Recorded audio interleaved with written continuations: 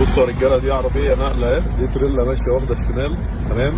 المفروض ان هو طريق يمين، هو واخد الشمال. فقبل ما ترفع تليفونك وتصور ان هو مخالف، بص على الناس دي، بص على التروسيكل اللي واقف في اليمين ده كمان ماشي.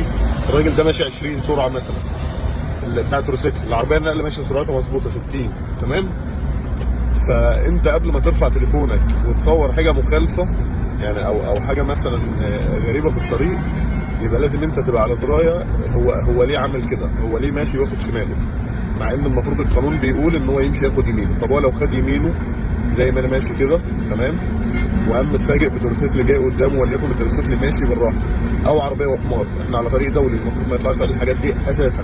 تمام. ولكن هم بيطلعوا. غلط مين؟ غلط الناس، مش غلط الحكومه. تمام.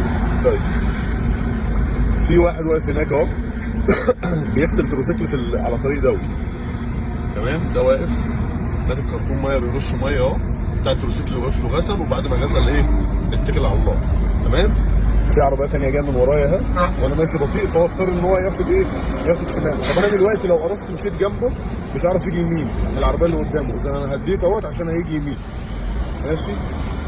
راح يمين. شفت المعلم ده؟ المعلم ده لازق في ديله والتاني مش شايفه اصلا، يعني بتاع النقل بتاع التريلا ده ما هوش شايفه من الاساس. حلو. شفت ده اضطر يمسك فرامل عشان خاطر المطب الهوائي ده، وبتاع النص نقل ايه؟ ماسك في نص. شفت بقى بتاع الميكروباص فين؟ بين الاثنين. وده غلط، ده مش طبيعي، ده مش المفروض يحصل. تمام. هيجي برضو واحد دلوقتي نفس النظام. فاحنا ده للعلم ان احنا كلنا بنغلط يعني. طب انا دلوقتي بتاع التاكسي اللي عدى ده ما هوش شايف قدام العربيه دي فيها ايه؟ يعني العربيه دي ما هوش شايف قدامها في ايه؟ لو تروسيكل عطلان قدامها، لو تروسيكل بيغسل زي اللي بيغسل وقام جاي داخل كده وده عايز ينقذ نفسه ويضطر يجي عليه، يبقى ساعتها مين اللي غلطان؟ سواق النقل اللي غلطان وشارب مخدرات، مع ان الراجل ماشي محترم ومؤدب واخد يمينه اهوت ومفيش اي مشكله خالص.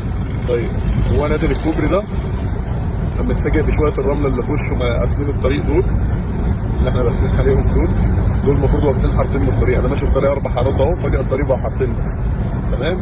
طب هو عايز ينقذ نفسه بقى من يمينه من الحاره الاولى اللي هو ماشي فيها عشان يجي للحاره الثالثه اللي هي المفروض الاولى في الثاني ده. تمام. وبرده واحد بتاع تاكسي معدي مثلا، ولا واحد بتاع عربيه، او انا معدي وانا مش فاهم له. تمام. هروح جاي من شماله طالع فجاه كده عشان ايه؟ عشان يعدي. بص ده هيعدي منين؟ ده هيعدي من فتحه في الطريق اهي، فتحه غير رسميه، واللي جاي من ملف، يعني في عجله نقل جايه اهو من ملف، مش كاشف الفتحه دي اساسا.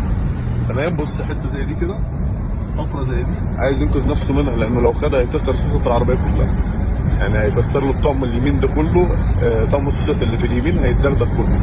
فما ينفعش تمشي جنب عربيه نقل خالص. ما ينفعش تمشي الا لما يكون بينك وبينه مش اقل من 30 متر. تمام.